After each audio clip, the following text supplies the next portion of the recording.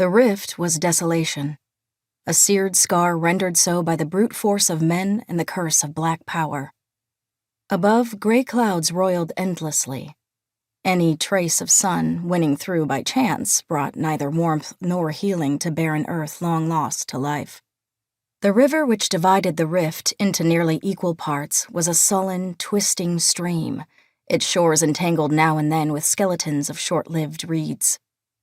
There remained still marks of what had existed here, rumbled foundation stones of once snug garths, small but prosperous manors.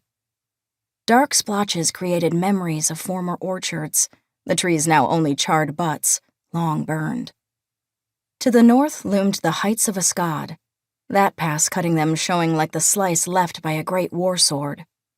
Once the great highway had run there, but during the last frantic struggle between defender and invader, the cliffs themselves had been summoned by the shadowy and forbidden means to choke that passage, burying men and animals alike in rubble to close the way. Westward was a snarl of cliffs, clefts, caves, peaks, a wild and haunted country upon which man might never have set seal of ownership. To the east was another stretch of heights, not so forbidding once on a time, but now displaying the stolidness of a keep wall, imprisoning the rift.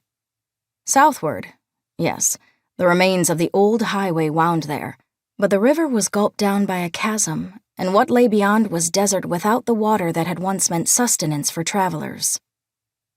She had been waiting since before dawn.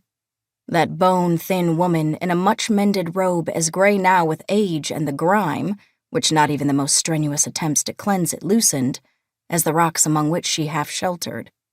Wind crossed the rift, not bringing any scent of growing things, rather a faint taint of old death and forgotten fires. It stirred the flap of the hood which lay back across the watcher's shoulders, pulled at the ragged wisps of gray hair which had been knife-hacked short, but which fringed in her gray-brown face until she lifted an impatient hand to push them away. No beauty in that face. The nose was the beak of a winged hunter, the eyes were deep-set, the mouth a slit narrowed sternly to repress. Yet here was life alone in the rift, life and an impeccable purpose housed in one skeleton stick of a body. She faced north as she had been doing since the first lighting of dawn, searching with eyes still keen, also with that inner sense which perhaps was rusty from lack of use for so many years.